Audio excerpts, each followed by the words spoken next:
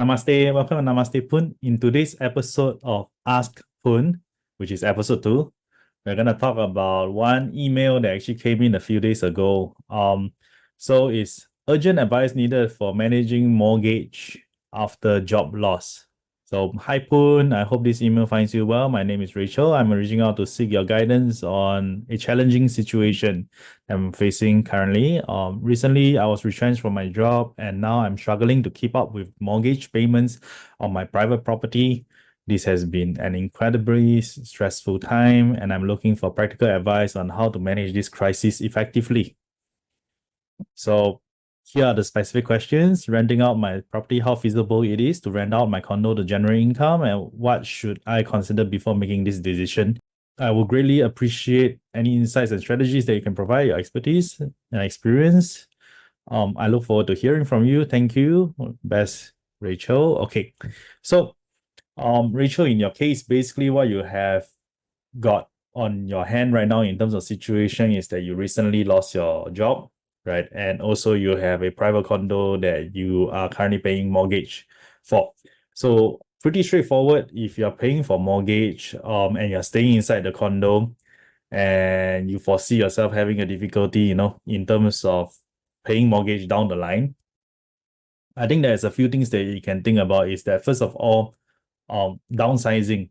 So presumably you're looking for a job or employment right now, and it'll take you like 6 months or a year, or even faster, like three months to 6 months to land you in the next job.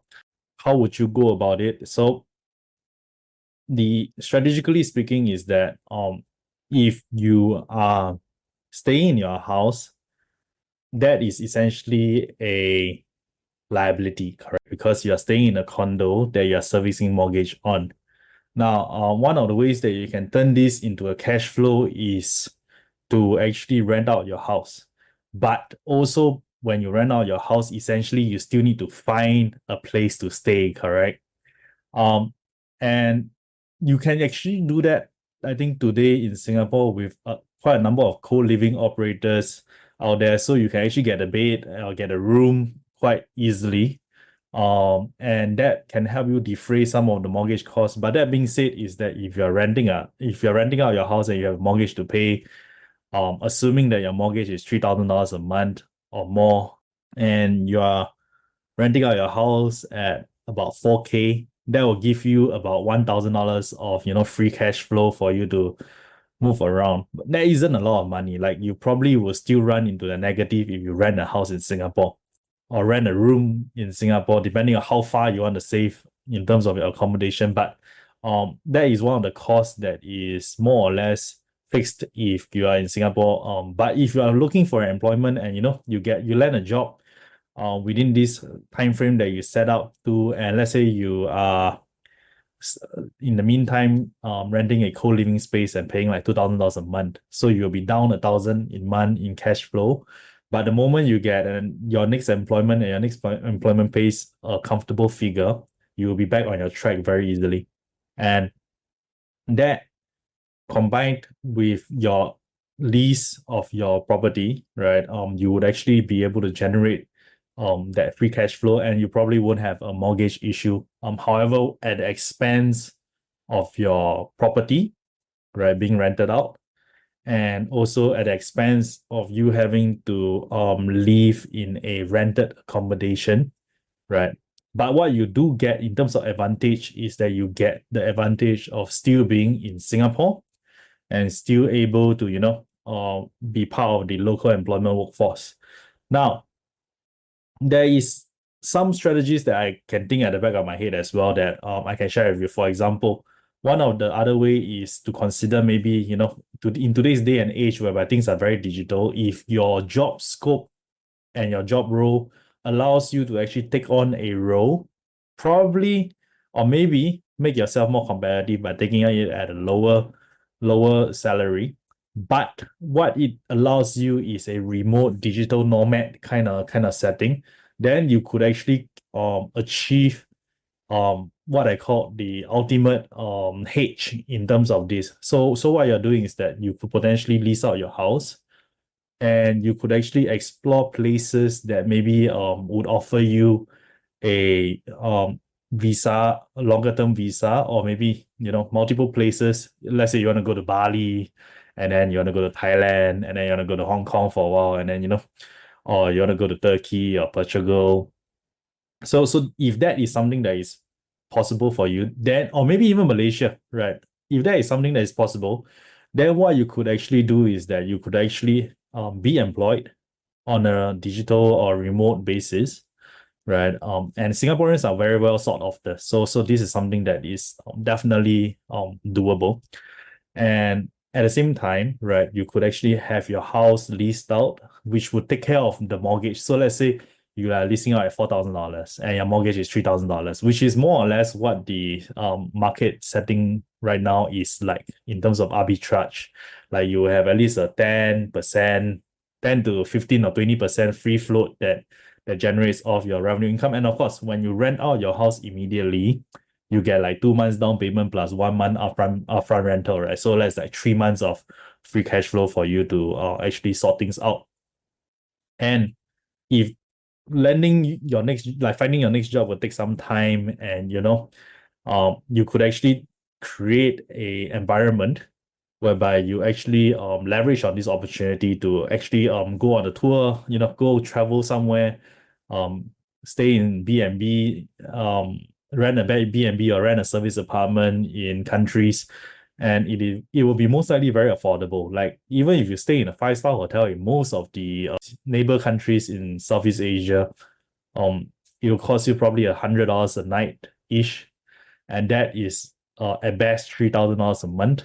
But you are enjoying a lower cost of living, right? Getting to travel, getting to see things, and that might be something that could be a potential as well. So you rent out a property, right, and then you explore a digital arbitrage or digital hedging by being a traveler, right? Have time to travel, take on a more remote digital kind of role.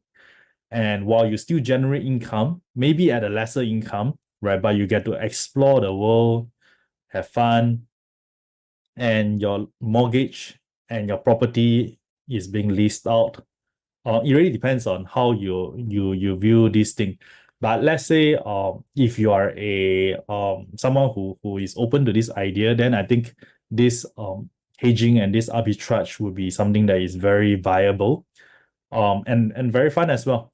But let's say if you have a family and you need to settle down, and or maybe you're in an age group that don't actually allow you to do that, then the best method that you can have is to basically consider these two options. Number one, right, renting out the property and settling yourself on a lease elsewhere, so that you could actually have that level of cash flow to basically cover your mortgage. And of course, in the meantime, right, if you're staying in Singapore and you're spending in Singapore, cost of living is not gonna change for you, right? It's more or less just your environment and your accommodation that is temporary, that is changing for you, so that you can keep up with it. But you still have to go and find a job, and make sure you are being employed in a couple of months' time, so that you can have that revenue generation for you to first of all from your rent plus your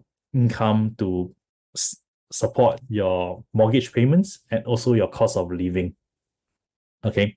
The second option that you can have is, of course, downsizing. So downsizing, pretty straightforward. Consider selling your house now at a good price, and you could consider purchasing another property. End of the day, if you're a person that has one property only, you are essentially like what Rich Dad Poor Dad book says, right? If you're staying in that property, you are essentially, that property is a liability to you, because you're not generating any passive income or profits of it. You are actually staying there and essentially covering the rent yourself, which is paying mortgage. But the good news about having your own property is that property is an asset, so you can sell it and then you can actually receive a portion of that contributions that you have made to purchase that property back to you, right? In terms of profit or losses, that cash is freed up back to you. So going by that concept, essentially this is something that you can consider is to downsize, and downsize will actually be a much faster process as well. Except if you are downsizing to a HDB from a condo and there's a cooling down period, then that's a separate matter. But the idea here is that if you do not have those kind of conditions, then downsizing is also one quick way to get your issue resolved. So in total, right, you have four suggestions that I can more or less share. So the first one, right, in view of your condition and your situation, which is that you lost your job recently, but I believe you are still employable. That means you are still an active participant in the labor market, and you could actually get re-employed in a few months' time. Given this scenario, and you have a property condo and you're concerned about the mortgage of it, what you need to do is to actually look not just immediate, but look like give yourself 6 to 12 months and work out the numbers over there. So if that is the kind of approach that's the kind of condition that you have, then what you have is four scenarios. So these scenarios is number one, right? Renting out your property and so renting out your property and having your environment hedged. So you could rent another property at a lower price, rent out your property at current price so that you can arbitrage on that difference and have your property pay off a portion of your mortgage while you cover the rest of it until you find another employment, and that employment will actually generate income for you, and that portion of income can pay off the differences of it at the expense, of course, of your accommodation and your environment. The second option is consider, going to travel and like relocating in some format, becoming like a traveling nomad and take on digital roles. And if that is something that works out for you, then basically what you could do is that you can actually be traveling for the next 1 year, going to multiple places, and also staying in accommodation, whether you want to rent a short-term Airbnb or an service apartment or a hotel. What does change is that your cost of living change. Your accommodation standard probably improves because it comes with free housekeeping and everything, correct? But in terms of cost of living, you will decrease your cost of living, which essentially is also a form of hedging, which helps you to manage your finances and pay off your mortgage. But at the same time, you can generate income through digital work, and that is one way to go about it as well. The third one is downsizing. So downsizing is also one method to go about it, as long as there's no additional conditions that you have to fulfill. So by putting all this together, essentially you don't really have much of a big issue. The most important is how fast do you want to be back in the workforce, and what are the expectations and timelines that you have for your situation and condition. And you can move that needle, right? So you always have a salary expectation, a job expectation, and a living expectation, and an accommodation expectation or lifestyle expectation. So if you can balance all of those needles depending on the urgency and the needs and wants of it, I believe you have a situation that you can work towards your favor. So be optimistic about it. Nothing much to concern about. Pretty straightforward. So just make sure that your property at the end of the day, you can forecast that in the next 3 to 5 years it can still hold value, and even if it doesn't hold value and it starts dropping, right, have a backup plan in place. Like if the market goes up, of course, good, your property appreciates in price. But if you are concerned that the property might drop further and you have a mortgage that is paid at the highest price, then downsizing might be one of the good options that you can seriously start thinking about. Because like I said, you're looking at not just now immediate, you're looking at 3, 6, 12 months. So if you have those kind of timeline horizon, you also need to know when you want to offset a immovable asset like property, there needs to be time and there needs to be processes to clear it out as well. So all those are all things that you need to think about. But yeah, if you have any other questions, do feel free to reach out. Thank